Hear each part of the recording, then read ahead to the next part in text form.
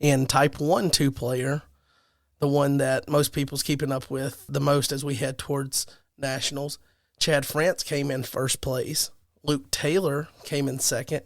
And Timothy Sarr.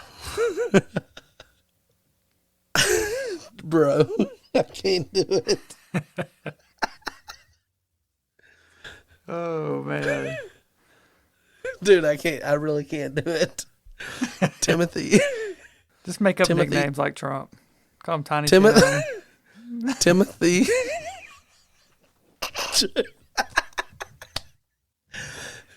Timothy Sarr. Bro. Okay, hold on. This is some really good B-roll footage right here. Because I cannot say this name. So Timothy S. came in third. Timothy S. came in third. I'm not even going to butcher the name.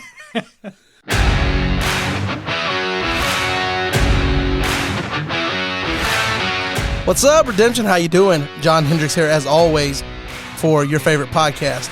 This week, we've got episode number 59. I'm hanging with Brad, the co-host, and we're going over a bunch of tournament results that happened this past week.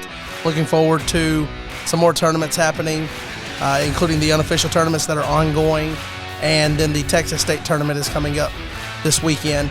Also, beyond that, we have finally reached the 18,000 goal, so Roots is fully funded. We talk about that, and we get into all kinds of rabbit trails just hanging out here. Also, we've got tentatively scheduled the first Threshing Floor Live, that kind of informal hangout that we've been talking about. So just jump in here. We've got a bunch of fun laughs. Maybe you'll enjoy that. If not, hey, try it out again next week. But glad you're here. Let's get right into it.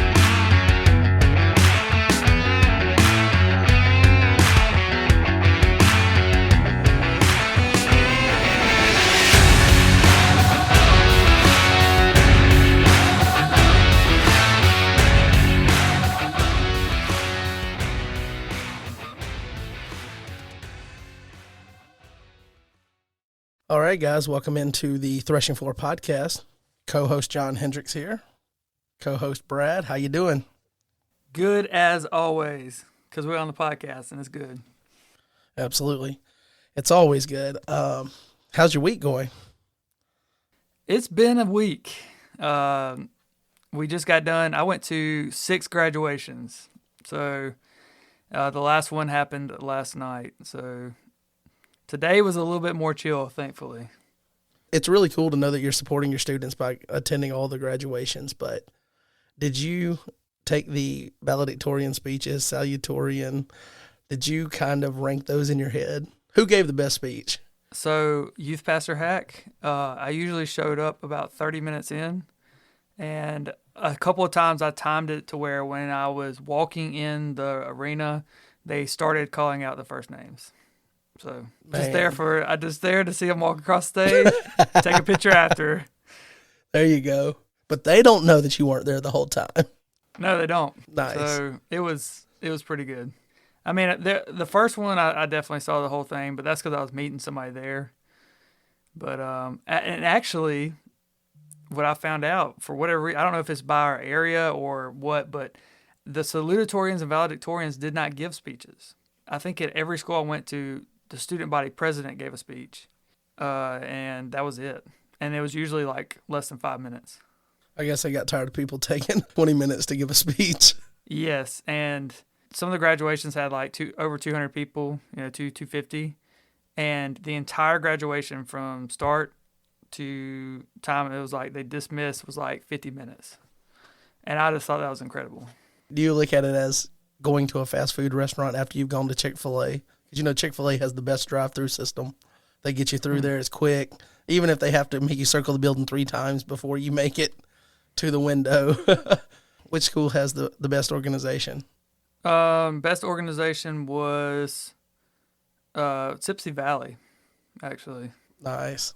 Because every other school made the graduates like leave the field or leave the arena and go somewhere, and it was like you couldn't leave until they were gone, and then trying to find them, and there's like, every one of these was packed to the max. When I say there was probably a couple thousand people, or at least maybe like 1,500, like there was a lot of people there at each of these graduations. So, but Sipsey Valley kept the students on the field and allowed everybody to come find them there, and it was hands down the best. Cool. And obviously you guys out there listening on the podcast have no idea what Sipsey Valley is, but that's one of the newer schools. I guess, how long have they been around? I don't know, but it's out there in the country. Yeah, middle of nowhere. It's almost like when, no, it's not as bad.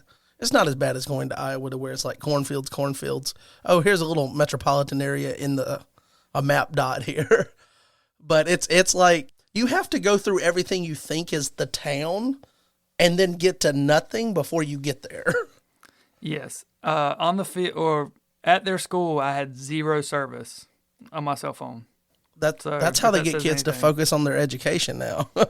I'm telling you, man. I was trying to post an Instagram video, and it kept spinning. I couldn't tag anybody or nothing. It was like, okay. And it took me about 15 minutes of driving to get service. So, if that says anything. Yeah, it's kind of like going to a tournament at Jeremy's. Yeah, Yeah. Jeremy could probably relate to these people.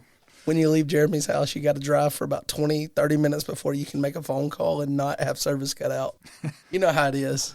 I think it's like half his house is Eastern time, half his house is Central time or something too, ain't it? It is pretty close to the Georgia line. He cuts in and out of Eastern time. When he wants to go get Mexican food, he goes to Georgia. When he wants barbecue, he's in Alabama. So I guess it's good to have you here on the podcast again, Brad. This makes 2 weeks in a row. We're starting a streak having the co-host here. You know, I was never into the Snapchat streaks, but hey, here we are, podcast streaks. I'm down Podcast streaks, baby. And you're at 2 already.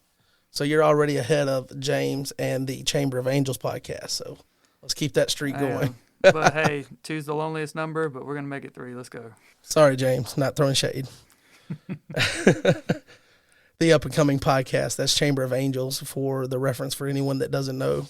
And episode 1, we had him on last week to talk about that, just to recap last week's episode. And I can tell you that from all of the people that listen to this episode and the numbers on his episode, I can tell you that not everybody did their homework. Brad likes to tell you have homework when he's on the podcast. That's his favorite thing. If you are interested in playing in tournaments or anything, there is valuable information in that podcast. Make sure you go and check it out and support James with his podcast project. Yeah, I actually did go back and listen to that. And it was good, man. I thought he did a good job, especially for his first one. Having Rob on, talking about disciples, I'm telling you, it was like, it got me. I started looking up some of those cards again. Like, I'm coming back, man. Slowly but surely, I'm getting back in. Anything we can do to make you catch the fever of deck crafting and creativity and make you want to play with the redemption cards. That'll work. The best time for me is like August, and that stinks because it's like after everything is slowed down. Like, that's my best time to do anything because everything for me slows down right at the beginning of the school year. Well, that's when we're going to have to get back on and try another play group. Try to get something established. Yeah. I mean, even if we just get up to like 5 people, that's enough for locals and districts. And I think we could get to that number. Yeah. We'll have to get some people to start traveling. See if there's anybody in Mississippi who wants to come over or something. I guess we'll kind of touch on the redemption content like we normally do. We've mentioned the Chamber of Angels podcast. Go and check that out. In addition to that, Redemption with Jaden this past week had a video come out, and it's titled Daniel Tivity, or True Nativity. And I kind of gave you a preview or kind of a hint that was going to be coming. I was not able to talk to Jaden specifically about next week's video, so I don't have something coming down the way for you, which I think is really cool to give you an update of what to expect this week versus recapping what's already out there. But in this case, because I didn't plan a little bit, I actually did talk to Jaden, but I was talking his ear off about a deck that I'm working on building. And that apparently was more important than the podcast in our conversation. So maybe next week we can get back on that train of having a preview or a teaser for what to expect on his next video. If it comes to deck building, we'll excuse you for that. Absolutely. Yeah. I think tournament season has definitely bitten me. I've caught the bug because I hadn't really gotten into where I was trying to create my own decks. I was still just seeing what other people was putting out and then tinkering with those because of how busy I was staying with work and whatnot. But now, after this past weekend, had a really good time and started working on something that I've been talking about since Kentucky State and honestly even maybe Mr. Classic. And I finally actually started putting it together, and yeah, we're right there in that build up to nationals now. I'm psyched. I'm ready to get Chamber of Angels episode 2 so I can figure out some more goodies to put in my deck. I'm telling you. Hey, James, work on nativity so I can have some ideas with that or something. But anyway, our friend Rob M Studios, he's got a lot of stuff for you this week. He's got a game that came out after last week's episode we recorded. It's him versus Andy Fish, the owner of Your Turn Games, and they're playing a game there. So you have that. But if you'll go to his channel and go to the live feed, there is live stream footage. It's obviously not live now, but it is recorded footage from the New York State tournament. And so you can see some Type 1 gameplay at least. I know that was there, and I don't know if they did any other categories, but I started watching the first game and then got pulled away and haven't revisited it yet, but I plan on it. But there was some streaming there. Thanks to Rob M for getting us that footage, and you can go and check that out and see some various deck styles. And then I've also got the results that Mark shared from the New York State tournament. We'll go over that in a little bit. But the next thing on here, Brad, I didn't talk about it last week, but I believe I told you about it at some point, or I sent you a picture of this project that Daniel the Creator's got going on. I actually completely whiffed on it last week, and I hate that because there was a drop of fortresses, evil fortresses to be exact, last week. And if he stays true to the schedule he's got, then I would assume we're getting a drop on Tuesday. We're recording this Monday night, but I would assume there's going to be another drop on Tuesday. And I'm super excited because this project is looking really cool. So remind me, what is it exactly? This is a project to reimagine Redemption. So if Daniel the Creator was approached with redesigning the game, how he would do it, and he's doing this in blog drops, showing you images of what the cards would look like, the new card back. And all of this can be found by going to your browser, any browser, and typing in redemptionreimagined.com. And on the site, redemptionreimagined.com, you can see the latest drop was Tuesday drop, Evil Fortresses. And if you click this, then you can see how he would design these. And he's actually designed them in a way that you would play the cards sideways versus how normal cards are played. And then if you scroll on down, you can get the horizontal view so that you don't have to turn your head. Gotcha. This reminds me of another card game I played once. Is it similar? Did he take kind of like a similar format to something else or no? I am not aware of any. I'm not well versed in other card games like that. I can't remember if Star Wars was like this or one of them games I used to play growing up. But man, these look really good. Yeah. Like he spent some time. I definitely think they look really good.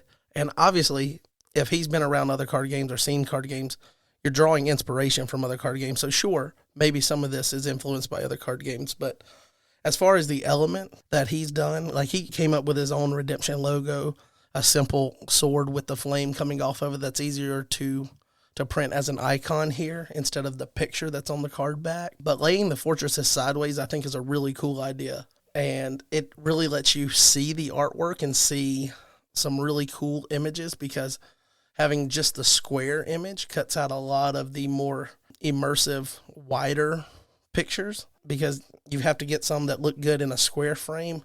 But I think these look really good, especially like the Jericho one where you see the action going on in the background and then you see the shadow, or I mean it's more of a silhouette type thing of it looks like archers. They're not archers. They definitely have some kind of weapon and they're walking around as the action is taking place in the background. The fiery furnace dude, check that out. That card looks sick. Yeah. I love that. I love the icon that he has in the bottom right corner to tell you Old Testament or New Testament. I like the way that the Old Testament one is a different color than the New Testament. You've got the blue for the New Testament and this orangish red for the Old Testament. All of the information is there. The artwork looks bigger.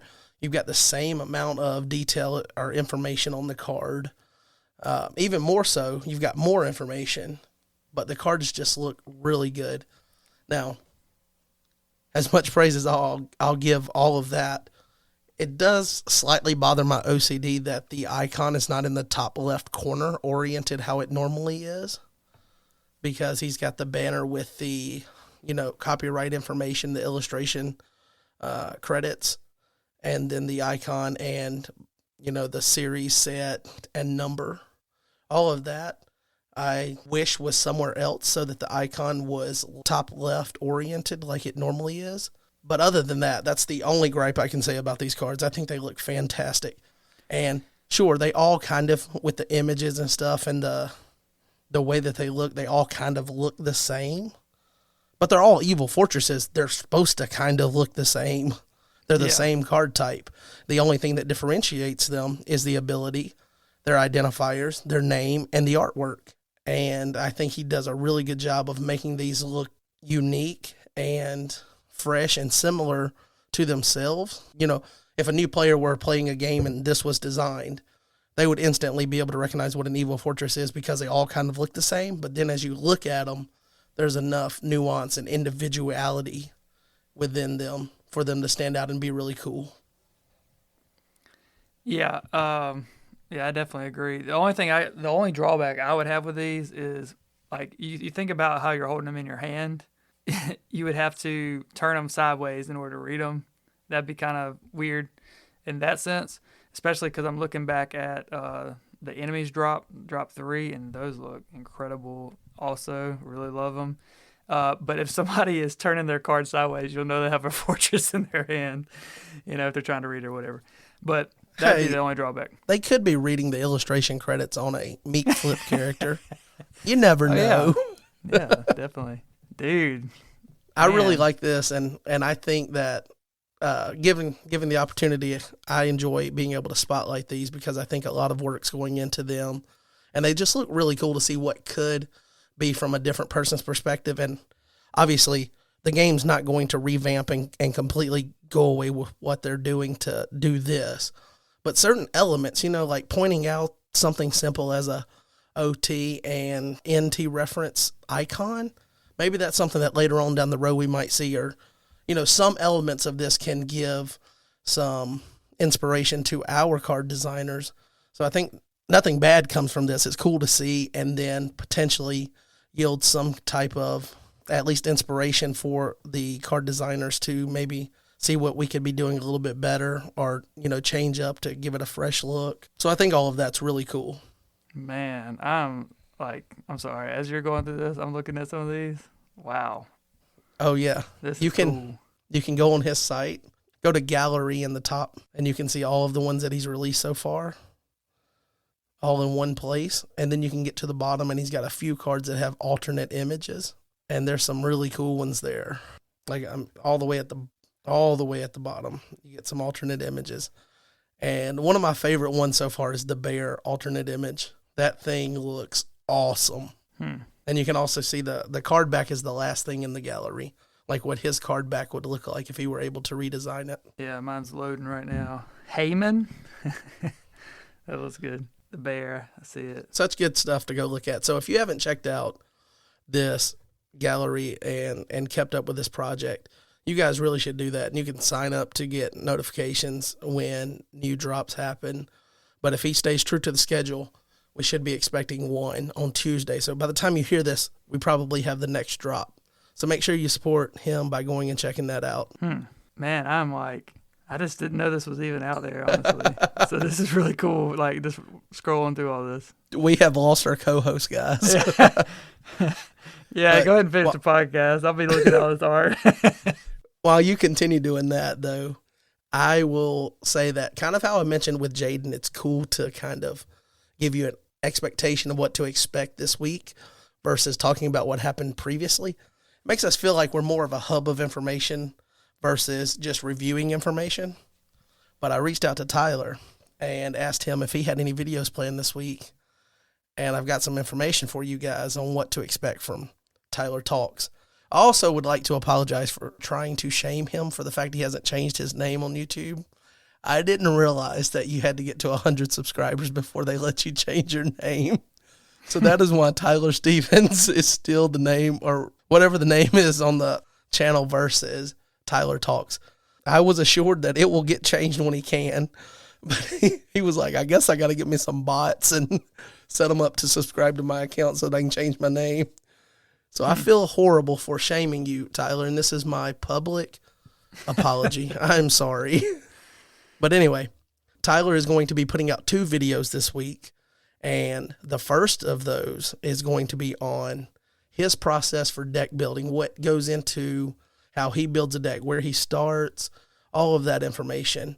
So he's going to be doing one on his process for deck building. And then he's also going to be going over the soul hide defense that has become pretty popular. And he's going to be talking about what to expect if you're playing it, how to play it, how to counter it, how to play against it. So those are 2 videos that I think are kind of timely for where we are right now, getting ready to, building up towards nationals. People might need to have different, fresh ideas of how to approach deck building, how to take an idea from, hey, I have an idea and now turn it into a deck. And then also a pretty popular defense that you're going to need to know how to play around if you're going and hoping to do well at nationals. So you got that to look forward to from Mr. Tyler Talks. Definitely looking forward to that. Maybe I can find some time. Maybe. To catch up on some of these videos. Moving right along, I guess we can talk about unofficial tournaments. And these are the ones that, we talk about all the time. But the Zoom Discord Invitational round 2 pairings are now live. They went live on Sunday. So if you're signed up for that, make sure you get your games in. And then Lucky Grand Prix number 10, round 1 pairings are live. And in addition to that, they just finished up 9 with the finals. And that was Red Wing and Mr. Kevin the Dude in the final. And Josh won that 5-3. So he is now a 2-time Lucky Grand Prix champ. So congrats to him. Congrats to Jacob for making the final. And I feel like maybe we probably need to do a better job of spotlighting who's doing well in those tournaments, because we talk about the tournaments all the time and we don't necessarily tell you who's doing well in those or give you any other details other than, hey, get your games in. So maybe we could do a little bit better job as, host of the podcast. So now that I've got a co-host, I can put some of that burden on you. So you got to find out, okay? You know what? I guess I will, man. Just text me and be like, hey, need an update. Yes, sir. I got you. All right. So we talked a lot about official tournaments in the podcast last week. We talked about tournaments to look forward to this week, and I've got results from those. So we had 3 major tournaments. We had the Northwest Regional Tournament. We had the New York State Tournament, the Alabama State Tournament, and I have the results from all of those. So we'll go over those and then give you a preview of give you the information for the Texas State Tournament that's coming up this week as well. The first tournament that we have here is the Northwest Regional Tournament, and we've got the results thanks to Mr. Chad France. They had sealed deck, and in sealed deck, first place was won by Luke Taylor. Second was Mike Lasky. Now I'm really second-guessing myself for no reason. I don't know how to say his last name. Let me go confirm it real quick. Blah, blah, blah. Come on, this is supposed to be your homework. Knowing how to say people's names. Dude, if there's a chance to butcher a name, I'm going to. So maybe I should preface any time we're doing results for tournaments, if I don't say your name frequently, your last name, I am going to butcher it, and I apologize. From the sincerity of my honest heart, as honest as it can be, I'm sorry, but if there's an opportunity to butcher a name, I'm going to. And that's just the way that is. How do you say my last name? So sealed deck, first place was Luke Taylor. Mike Lasky came in second, and Grayson Cox came in third. In booster draft, and here we go with the name, I'm sorry.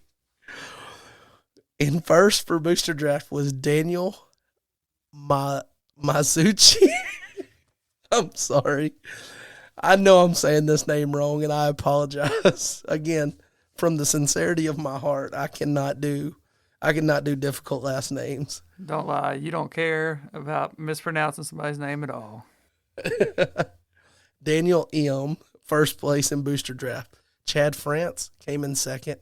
Luke Taylor came in third. In Type 1 two-player, the one that most people's keeping up with the most as we head towards Nationals, Chad France came in first place. Luke Taylor came in second. And Timothy Bro, I can't do it. Oh, man. Dude, I really can't do it. Timothy. Just make up nicknames like Trump. Call him Tiny Tim. Tim.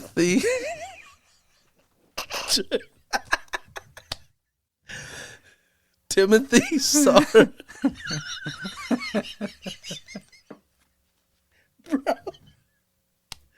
Okay, hold on. This is some really good B-roll footage right here. Because I cannot say this name. So Timothy S. came in third. I'm not even going to butcher the name. In Type 2 two-player, Chad France won that. Luke Taylor came in second. And Matthew White came in third. In teams, Scott Stamp and Mike Lasky came in first. Matt White and Grayson Cox came in second. And Luke Taylor and Chad France came in third. Those are the results. And from all accounts, it was a really good tournament with a decent turnout.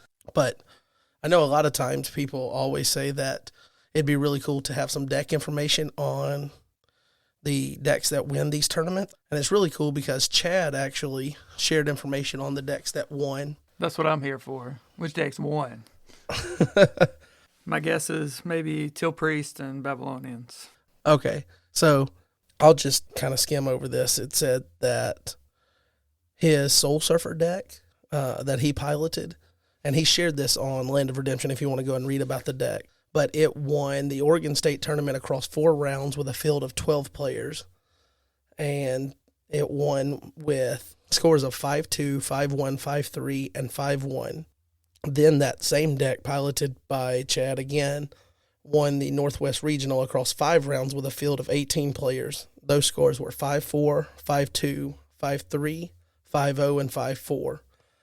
In one of those rounds, he beat a Flood Soulhide deck that was piloted by Mike Lasky, and that game was 5-0 in round 4 at the Northwest Regional. So that's one of the decks that, obviously, piloted by different people, it's going to have different results. There's a variance of that just because of the comfortability that Jay has with Flood Soulhide after he's built it and been playing it for so long. But to see a deck do well against that is remarkable to do that well against it. But again, you can read about the Soul Surfer deck on Land of Redemption. And then the exact top 5 rankings from both of the big tournaments for Chad, the Oregon State and then the Northwest Regional. First place was won by Soul Surfer. Then second place was Gospel Angels with Black Sadducees on defense. Third place was a mystery deck, and I believe this is the deck that he built for one of his students that he was talking about he was going to not share because they were playing it in Nationals. Fourth was a Ruth and Philistines deck. Nice to see Ruth and Philistines getting some play there. That's really cool to see because it's not one of those super popular ones right now.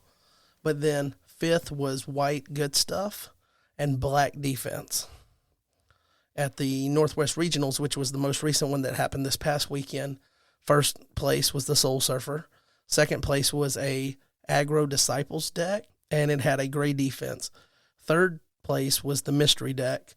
And fourth was Angels with a pale green defense. That's another one that's not super popular, pale green defense, so that's cool to see. And then fifth was Angels with a black-gray splash defense. So those are the decks and the archetypes and themes and brigades that were represented at 2 tournaments that Chad referenced there, the Oregon State tournament and then the Northwest Regionals that happened this past weekend. nice to get that inside report on that and kind of know what's doing well in some of these tournaments. So definitely thank Chad for sharing that with the community. I guess up next on the review here is the New York State Tournament. And this one was hosted by Mr. Mark Valake. And they were expecting a big turnout, and unfortunately a lot of people ended up not being able to make it closer to the date. So it wasn't as big of a turnout as he was expecting and hoping for. Obviously, we always want to shoot for big numbers, but they still had a healthy group with 15 there at the tournament. And he sent me the results, and I have those for you. In sealed deck, first place was Mark. And then in second was Rob M. Third place was Zach Miller. In type 2 two-player, Rob M. took first in that. And then Rob's daughter got second place. And then third place was Rob's son. So it was a Rob M. category for type 2 two-player. And then type 1 two-player, Mark Valake came in first. Jalissa Valake, his lovely wife, came in second. And then third was Zach Miller. Brad, do you think you'll ever see your wife play in a tournament with you?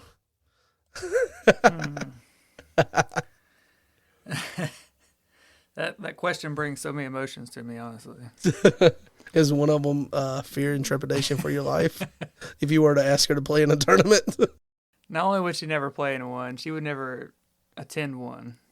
Yeah. Either. But, you know. I feel you on that. She's okay with coming to a tournament with me as long as she gets to, like, go do something fun, you know, away from the tournament. Yeah, there you go. I think my wife would probably, it's a mixed reaction. Like, she likes letting me go to these tournaments, or I don't know if she likes letting me go. Maybe that's a strong word. But please go. Please. Maybe she wants me out of the house. We're going to have to check and see if the mailman's been coming more than once a day. But anyway, I think, like you, as long as there's something that she can go and do, if I were to exclusively ask her to go to a tournament, I know the answer, but I feel like it would create some strong tension. Yeah, definitely. Anyway, so in booster draft, Zach Miller came in first, Ben Hull came in second, and Mark came in third. In teams, Mark and Zach Miller came in first, and then Rob M. and Mike Miller came in second. And then they also had a type half Ironman competition, which is, you know, what we talked about in the lead up, where you could potentially win half a box. And guess who won that half a box? Good old Mark. Nice. Mark won his own cards. Go figure, guys. And then second was Ben Hull, and third was Mike Miller. You know, there was a lot of pressure in that tournament. Like, he's like, man, I got to go with these cards or win. So he did also provide me with a bit of a summary here. He said that in type 1 two-player, which is, again, the main category people are focusing on for these tournaments to try to gather information as they work their way through the competitive tournament season towards the Nationals. But he said that the first place deck that he ran was a Disciples and Thieves deck, and he has since shared that online so you can go and see the deck list. But the key to winning, he said, was a turn 1 Matthew for 7 to 9 cards in a couple of games. And big thanks to Chamber of Angels podcast. You know, we talked about that when we first opened up here.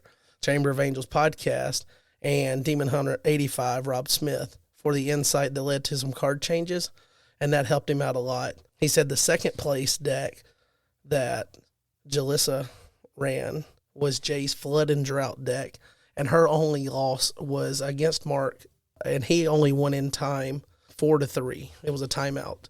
So he said she likely could have won with a little bit more time on the clock. And he also said she has caught the competitive player bug and is eager to dominate at Northeast Regionals in a couple of weeks. That's what we like to hear right there. Man, I tell you what. Fire coming out. It will be hilarious if she comes out and she places higher than Mark in the regional. Come on, community. We can all hope for it. But let's make it happen. If anybody's got strategies, y'all share them. Share them. Just for her. And he said third place, Zach ran Jaden's Postivity deck. He wanted to try something fun and new and piloted a challenging deck very well, and likely only lost to Mark due to his massive turn 1 Matthew draw. And then he said that, sadly, many people needed to drop out leading up to the event, like I mentioned, and it cut the projected attendance in half. However, God was still sovereign, and it still had amenities and prizes that exceeded many larger tourneys. First Baptist Church that they attend there in Moravia was very generous and provided an abundance of free food, and the group was blessed enough to provide great prizes for unofficial events. And then he said, the tales of this event will no doubt compel others to come to New York for tourneys in the future. So he's already setting it up. He wants people to travel to New York for tournaments in the future. And oddly enough, I did look into travel plans. It also didn't work out because that was the same weekend as Alabama State tournament. But me and the wife did look because she was like, I'd go to New York. Hey, there you go, like you said. But I mean, hey, free food, it's worth a New York trip from Alabama, let's be honest. I mean, it depends on what kind of food, but yeah, sure. Let's see, even Jeremy had food, right? So yeah, Jeremy had food. Some Boston butt sandwiches. It's pretty good. And speaking of Jeremy's, we can go over the Alabama results where Type 2, Jeremy came out on top, and second was Tyler Stevens. And then Joshua, Jeremy's younger brother, came in third. In Type 1, I was able to win that category. You trying to do a drum roll for me? yeah. Okay. And a roll tied for the first. There you go. I finally won a tournament in Alabama. Oddly enough, all of the wins that I've had in tournaments have come in Tennessee. So I was finally able to win on the home turf. Feels good, doesn't it? It does feel good.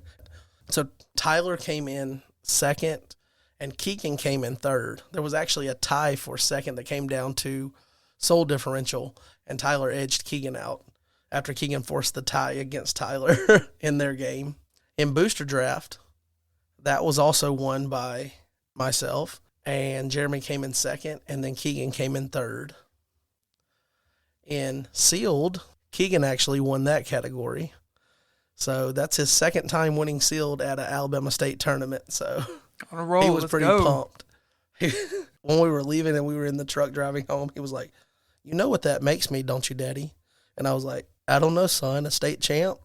And he was like, "No, well, I mean, yes, I'm a state champ, but I'm a 2-time because I'm undefeated and sealed at Jeremy's." Hey. So, Jeremy, I mean, Keegan's kind of coming for you and sealed at your house. It's going for the 3-peat, hat trick, turkey. Let's go. There you go. So Keegan came in first. I came in second. Jeremy came in third. In teams, me and Jeremy came in first.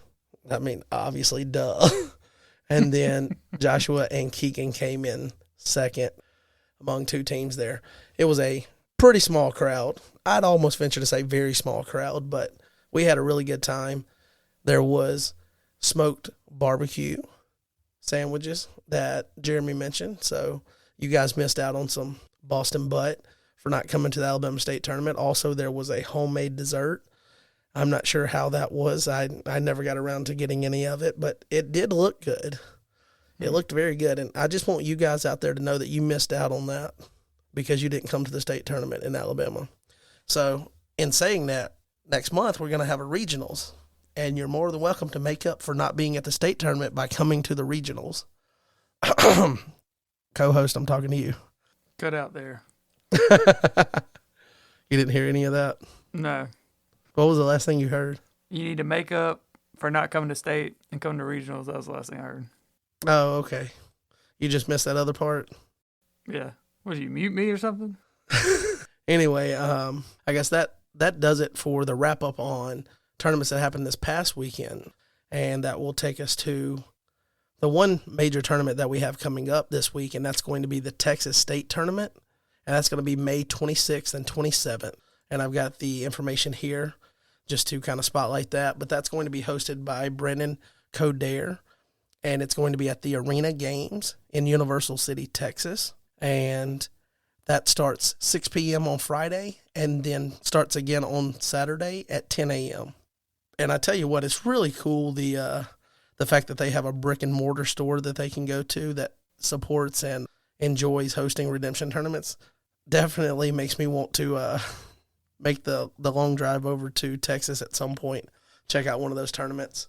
I think it would be really cool. Like, obviously, we have the opportunity to go into any brick and mortar store here in town, Brad. We could go and set up shop and play cards, but to have the guy there hosting tournaments, that's kind of a unique thing. That's not all over the place. I think Idaho might have a place that I know that they host tournaments there, but I think those are the only two that I'm aware of where tournaments are happening in brick and mortar stores.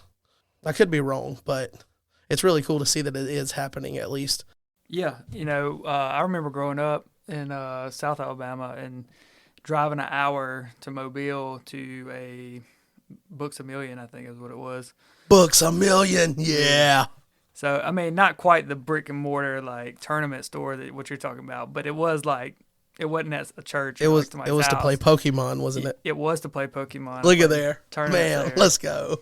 And I remember, the feeling of driving up and, playing tournaments. I feel like it's probably a similar feeling there in Texas. Like, hey, we're going to like the tournament place. It's pretty cool. Yeah, absolutely. I tell you what, nothing, and maybe it's because I was younger, but we'll go down this rabbit trail here. I love rabbit trails lately. But is it just me, or was Books A Million so much better for like the kid in you versus like Barnes and Noble now? That's the major one, like at least in our area. You got Barnes and Noble if you want to go get a bookstore. And I feel like the way that I remember it, it could just be because I was young, but I feel like there was more excitement when you got to go to Books A Million on a random weekday and you got to go to the magazine section and you could find, that magazine that just came out that has the latest set and all the pictures of the cards that just came out in whatever card game you're playing. And I forgot about the card game magazines, man. Yeah. That was old a thing. School. Yeah. Wow. Man, yes, that takes you back, doesn't it? For us, in our mall, like Books A Million was in like, the city mall or whatever. So you went into Books A Million to get into the mall. So that was the very first thing. You had like a Joe Muggs coffee shop. Yeah, they always had Joe Muggs. Joe Muggs. And then they had like, obviously books, but then there was also other little toys and stuff, cool stuff. But yeah, I looking at those magazines, most of the time you didn't buy them. No, you never bought anything as a kid. You just went in and you were like, okay, let me go look at the magazine. Somebody's picking out a book in the family and you're like, okay, I'm going to go to the magazines. Those were the days, I'm pretty sure I'm accurate on this. My mom would leave me in Books A Million and go shopping in other stores in the mall. Yes, I can see that. And, I'd be in the Pokemon stuff or whatever in the magazines. And I knew that, like, my mom would be back in 30 minutes or 45 minutes or whatever, and I would just chill in Books A Million. Yeah. That was good old days. We just came off of talking about wrestling a lot for the Mr. Classic tournament. Wrestling magazines back in the day, too, were something that, as a kid, you went and checked on. And I remember getting in trouble because my dad did not endorse all that stuff. He was not big on, like the Attitude Era wrestling and all of that. But I would still sneak around and try to find out what was going on. So I'd go and grab one of those magazines and, flip and find out that Stone Cold and Vince McMahon are, they're feuding. And I would obviously, I would be a bad kid and I would sneak up and watch the replay. Like sometimes Raw would replay after midnight and I would watch that. Sure. Luckily, I don't recall ever getting caught, but so the wrestling magazines, there was also car magazines. Oh, yeah. Yep. So you would look at car magazines. Now, some of those had some covers that they had to put the little slip over, or that they would put the slip over in Publix now. Publix likes to cover up their magazine covers. Some of those cars, like Lowrider magazine, yeah, you might get in trouble if you're a kid reading that one too much. But that and the card game. And then there was video games that had the cheat codes in the back of the magazines for the video games. Like you could press the... Oh, yes. Yeah, and you would go in there with a paper and start writing down the cheat codes. Oh, my goodness. That brought you back, didn't it? Oh, wow. Super Mario and all them codes and stuff, man. Yeah. Or Zelda. You know what? But I'm still thinking, man, like, I just can't believe your dad didn't like John Cena. Dun, dun, dun, dun. Yeah.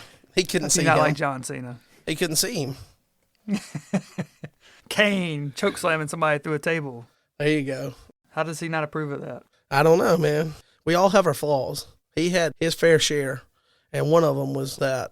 But definitely just randomly, just so much nostalgia when you see Books A Million. And speaking of that, when I was leaving Jeremy's at his tournament, where you leave his house and you get on 759, the interstate there in Gadsden, the Gadsden Mall still has a Books A Million, at least the moniker, the sign for Books A Million. I don't know if it's active. Maybe Jeremy can let us know if it's active. I doubt it is, because I don't recall that any of those stores are still active, right? I don't know, but let's take one more semi-rabbit trail and just pronounce to the community and to the world that growing up in the 90s and early 2000s was the best era to grow up in, hands down. Okay. I will approach that by saying I believe it was much better than today and any time since. But it's hard to say it was better than growing up in like the 80s when you could turn on the TV and Thundercats were on or He-Man. Okay, you got to think about this. The 90s, video games were just coming to be a thing. We were the generation that could play Nintendo, Super Nintendo, 64. I mean, all of go that outside was like and play new. Street hockey like Rocket Power. Wiggy. Yeah, then you go outside all day. You show up at somebody's house on their bike because you didn't have cell phones yet. And you just knock on the door and like you go play outside, you go play in the woods, whatever. You come back in and then like you're playing Super Smash Brothers for 3 hours.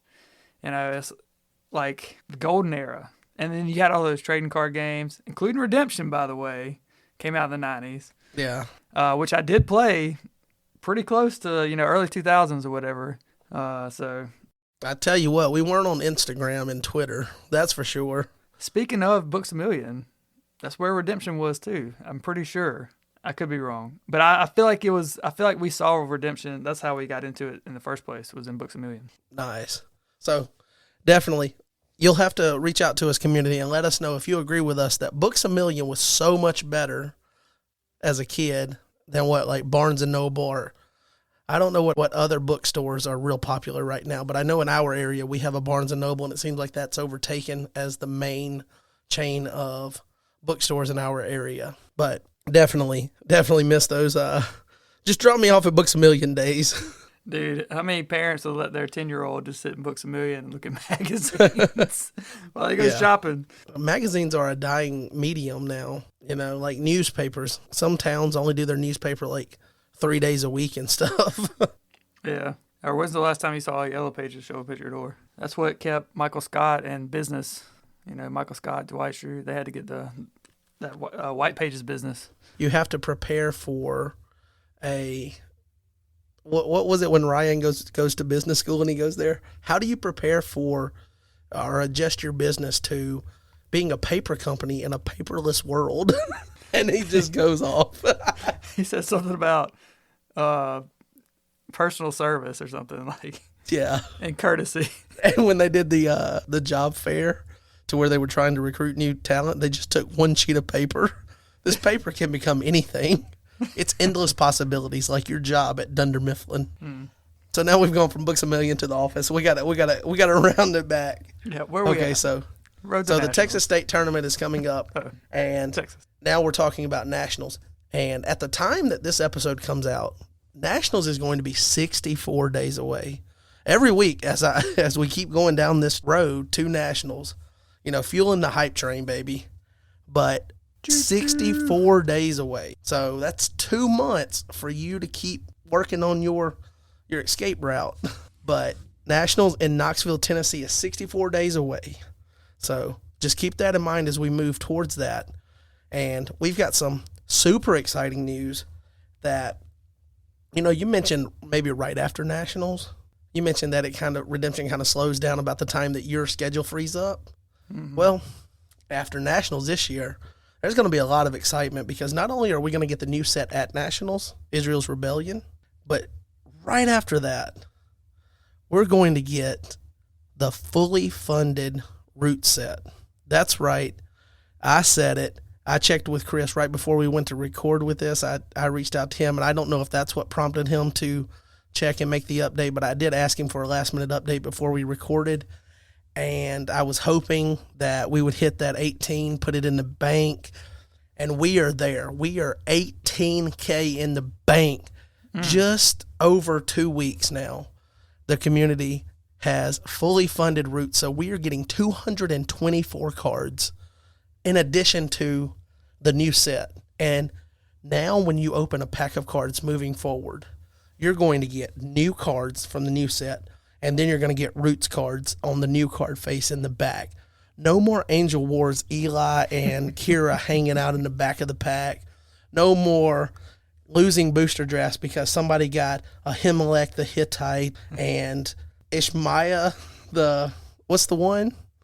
The Gibeonite. Mm-hmm. Man, no more losing booster draft because the wording on cards was written for somebody with 3 PhDs in the English language, which I do not possess. I am so thankful that Roots is getting funded fully. So I had a small part in that because I made a donation. Everybody that made a donation, we come together as a community, and it's all because of all of us. So I want to say thank you to all those that donated because we did it, guys. And we couldn't have done it without everybody's contribution. So stand up, give yourself a round of applause because we've done it. So here we go.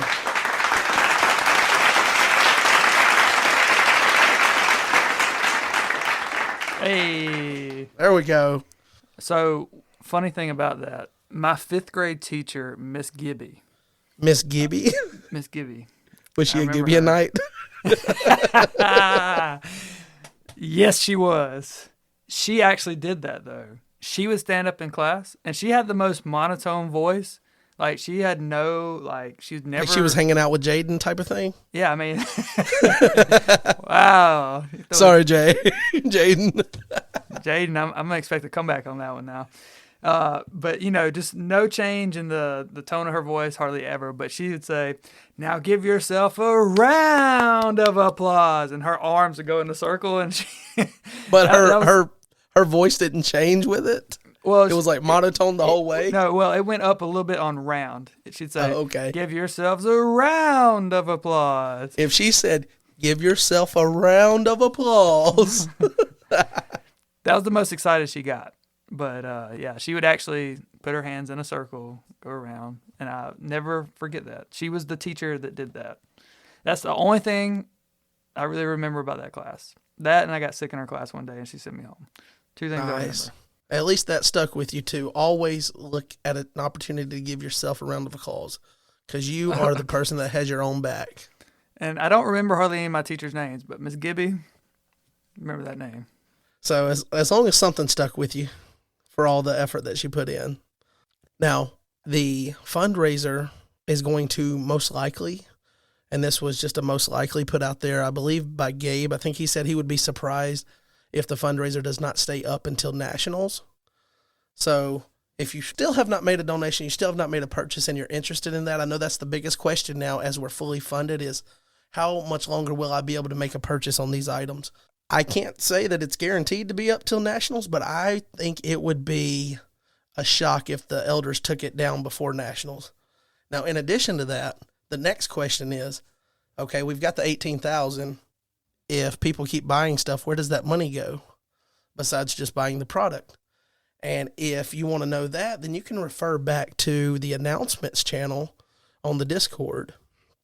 And there was a post from our fearless leader over at Cactus Games, Mr. Rob Anderson himself. And in that announcements channel, his comment is, it was posted by Gabe in the announcements channel. So he posted in general chat.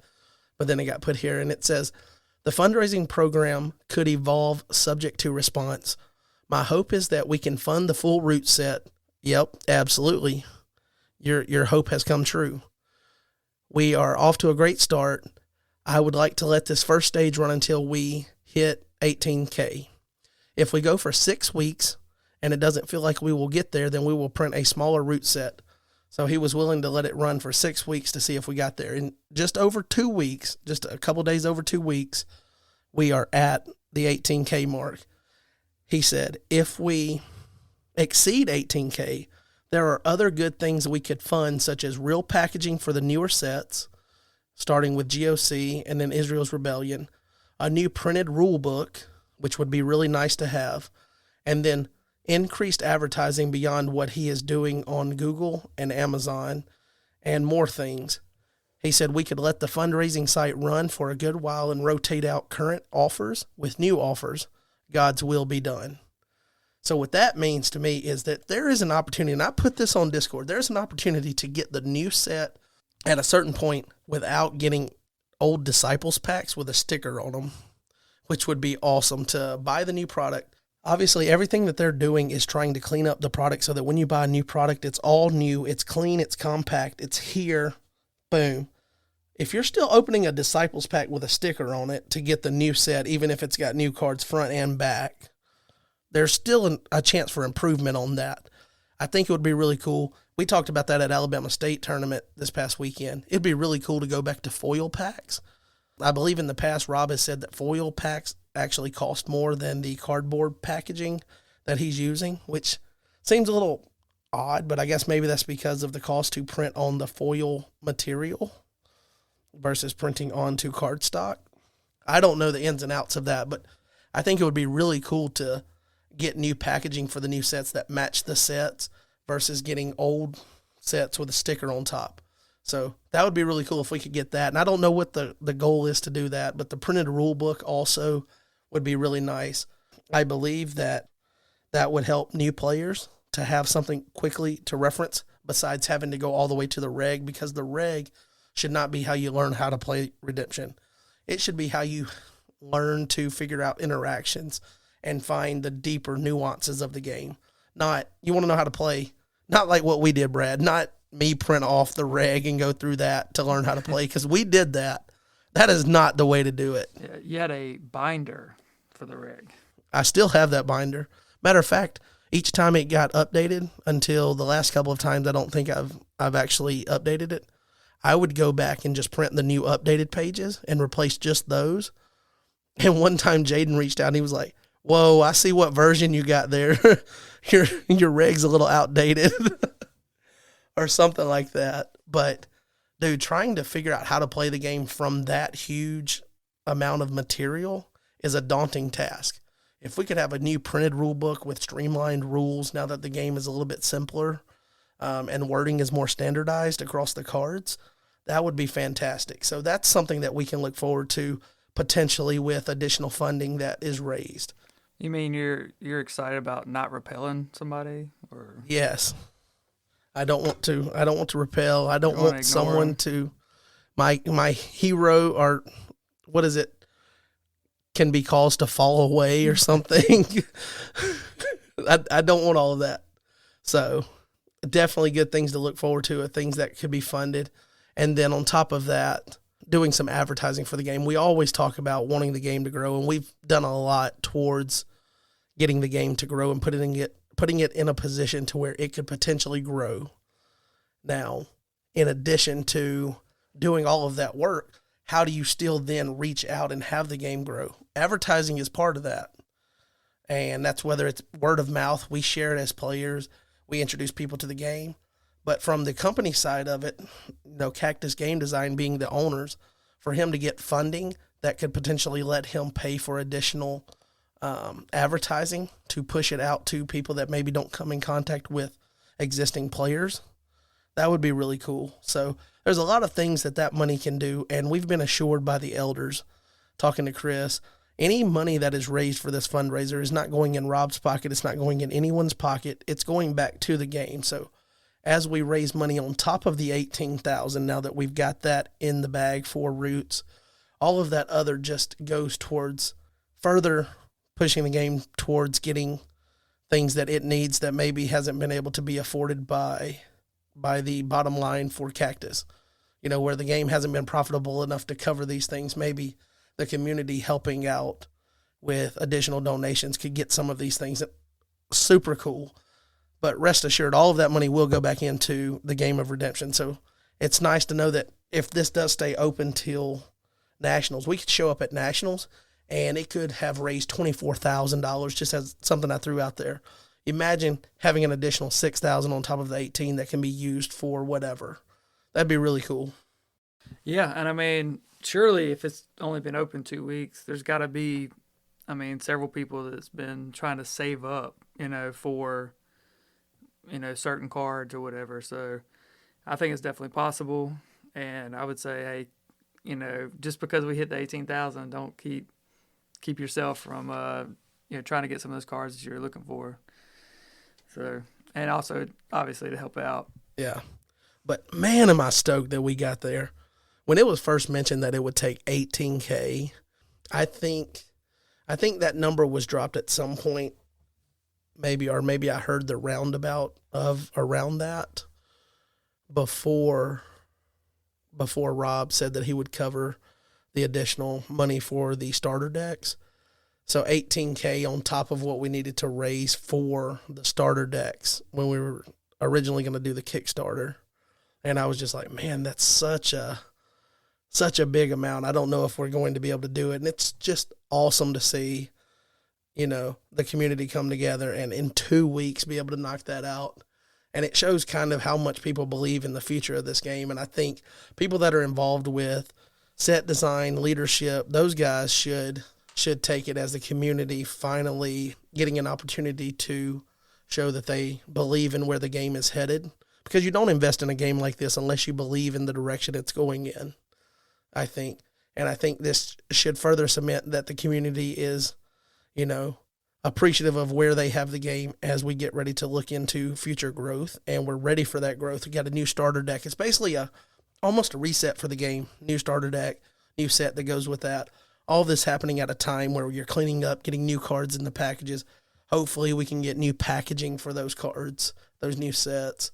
So it's just like okay, you come into the game at this point, and it's the perfect point for you to start in the game and start playing. Yeah, I totally agree. I guess we will, I guess now is a good time to tell you guys that we don't have some big topic here on the back end. We had a lot of information to go over, and so this isn't going to be a super long episode. I mean, we're already recording at, looks like 70 minutes or so, but before we get ready to wrap it up and give you a kind of a teaser for next week's episode, we can talk about some changes to the podcast kind of layout. I mentioned on Discord that it seemed to work so much smoother for me not trying to force the recording and the editing into one night. I'm an old man nowadays. I feel like it. And staying up all night is for the younger crowd. It's not my cup of tea. I enjoy my sleep these days. So recording on Monday night, and it seems like that's working out well the last couple of weeks for you joining as well, Brad. So just getting kind of a routine of recording Monday, leaving myself Tuesday to edit so I can, if I can poke around during the day, if work's not slow right now, but, in the future maybe. And then have Tuesday evening to edit as well without giving up sleep to do it, and then releasing the episode on Wednesday morning. It seems like that's a better thing, and so that's what we're going to do moving forward. So we will start releasing episodes on Wednesday versus Tuesday. So you guys, instead of Tuesday getting this, you'll be getting it on Wednesday. So over the next few weeks as we adjust to that, there might be a couple of references of when you get this on Tuesday, even though you're not getting this on Tuesday. So if that sneaks its way into the recording, I apologize. That'll be on my bad editing skills to not get that out of there, but releasing on Wednesday, that works better. Don't you think, Brad? I think so. It takes a lot of the pressure off, and, like you said, when you get more sleep, everybody's happy. Absolutely. I don't fall apart the next day at work. Yeah. But in addition to that change, we also have been talking about doing Threshing Floor live is what I'm tentatively calling it. You can come up with a better name. You want to shoot some suggestions on it. Brad, you have an idea, but the Threshing Floor live, kind of that informal hangout thing that I mentioned where we can kind of talk about, previous episodes that have recently happened, maybe what we're planning for future episodes in the near future, and just kind of touch on that informal hangout, go live. YouTube, Twitch. I don't know exactly how we'll do it. We'll figure it out. But go live and then talk about the podcast. If you guys then have suggestions on episodes that maybe you want to have or guests you'd like to see in the future, topics you want discussed, that's the time to do that. That's the virtual suggestion box, if you will. Come hang out with us. We'll talk about the podcast. You can tell me how bad of a host I am.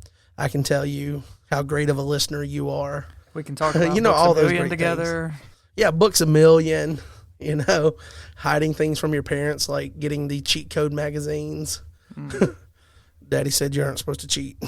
What was that? Left, right, up, down, star, square, A, B, X, Y. But anyway, tentatively, I wanted to put ourselves on the clock a little bit, so I talked with Brad here before we recorded, and tentatively our first Threshing Floor live will be on June 1st in the evening. Not sure exactly of a time yet, not sure exactly of a platform that we would go live on, but that will be shared closer to the build-up to that. We'll figure those details out, and we will share that link, and you guys can join, and you can do the interactive chat there. We'll try to figure out a way to have some people join. Maybe if somebody's commenting a lot in the chat, maybe we can find a way for them to join the conversation with me and Brad. I think it'll be cool, and I think it gives me a chance to informally hang out and talk about the podcast in a way to where it's not, oh, now I have to go and edit this afterwards. So it's just kind of a chill way to interact more with you guys that listen to the podcast and kind of talk about what is in the plans for that. I'm looking forward to it. What about you, Brad? Oh, yeah. Bring your questions. Bring your concerns. Yeah. Maybe we'll be in the middle of deck building. We could be building a deck as we talk about the podcast. Who knows? And just talking about it, and then somebody can come on and be like, "Dude, that's a dumb idea. Why would you put that card in there?" And be like, "Well, because," and to go from there. There you go. So looking forward to that. And I know last week I didn't do a really good job of this, but I want to make sure that we spotlight our sponsor over at Covenant Games. If you need sealed product for redemption or you want to check out other family games, you can go to their website, check that out. We will be re-upping our partnership with them as our exclusive sponsor here at the podcast. So you have that to look forward to. Want to thank them for helping cover some of the fees to bring you guys the podcast. Make sure you go and check out them and support their business as you support the podcast as well. So I think for a podcast episode without really anything to talk about, this is a pretty good dump of information. And Where else do you go to have a nostalgic discussion about magazine section at Books a Million? Dude. Man. That brought me straight back to, it just started flooding in, man. I totally forgot about that. To the old Rugrats and Doug Funny days. Dude, there's no doubt in my mind that the 90s was the best era to grow up in. Dude. I don't know. It's hard to compare. We were on the breaking edge of yeah, you didn't know if we were all going to die when the year 2000 rolled around. Exactly. But think about it, skateboards and long hair and just the music. All right, the music, maybe not so much in the 90s, but the early 2000s, it was just boom. And then, we didn't really have cell phones yet, but. You mean Matchbox 20 type music? Yeah, but Dave Matthews Band? No, but all the popular bands that were around that era. Okay, give me one. I'm trying to. Usher. Okay, see. No. You had Jay-Z and Usher and Kanye. Yeah. And, to the and window, to the wall. Yeah. Till you shuffle your deck. You had Taylor Swift coming out around that time. No, bro, you have taken this podcast down a dark place.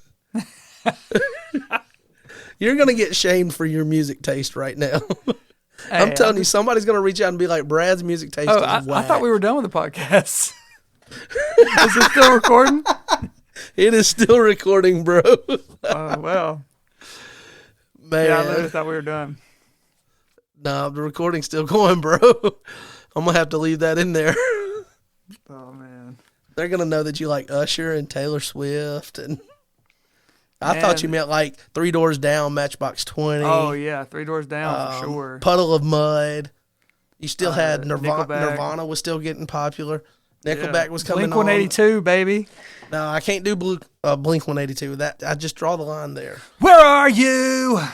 But I tell you what, when old buddy left the Rage Against the Machine and partnered up with Chris Cornell and did Audio Slave, I'm here for that. I liked some of their stuff there. Shine That's Down. pretty cool. Panic at the Disco. Dude, you're getting into your emo days. Calm down. I know, man. You're gonna tell your secrets. What's that? Sugar, we're going down. Fall Out Boy. Fall Out Boy. Dude, I still put Fall Out Boy on sometimes. Their first album, that first album does not have a single skip on it. And if you don't at me, because I'm telling you that is almost a perfect album. Chicago is so 2 years ago. That is a fantastic album. Dude, Eminem, whenever he first, started getting big. And bro, I'm telling you, dude, the 90s and the early 2000s, like growing up in the 90s, but the early 2000s was like the era. I mean, I'm biased, obviously, but tell the truth. It's not like I grew up in other eras. I only grew up in one, but tell the truth though. Did you ever get down by yourself in front of the mirror? You're singing, grab your hairbrush. Oops, I did it again. No. Don't lie. No, I was never on the Britney train. Man, you remember when she cut her hair off? Yeah. I'm a Barbie girl in a Barbie world, though. I mean, that was popping. Okay. But then we had, like, the Soldier Boy dance. Yo, Okay, I mean, look, we that gotta, was the era of all those dances. Brad, we gotta stop the podcast now. We can keep talking, but we gotta stop the podcast. The podcast done stopped about 5 minutes ago, I'm pretty sure. No, we didn't wrap it up. We're gonna wrap it up now, though. All right. We'll cut some of that out, maybe. But thank you guys for listening to the podcast this week, and we're looking forward to the first Threshing Floor live in a couple weeks on the 1st, and we'll catch you next week with hopefully the episode featuring Mr. Travis Brown, the former owner of Three Lions Gaming, used to be involved with the game, hosted the 2016 Nationals. Hopefully we'll get some of those stories, but hopefully we can bring that to you next week. So you got that to look forward to, and we'll catch you on the next one. Peace.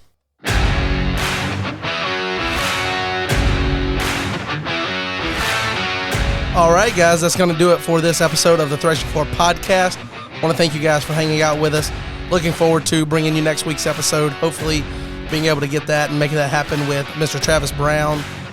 Want to also remind you that we are doing our first Threshing Floor live, tentatively scheduled for June the 1st. So hopefully you guys can hang out with us with that, and we'll catch you on the next episode. Peace.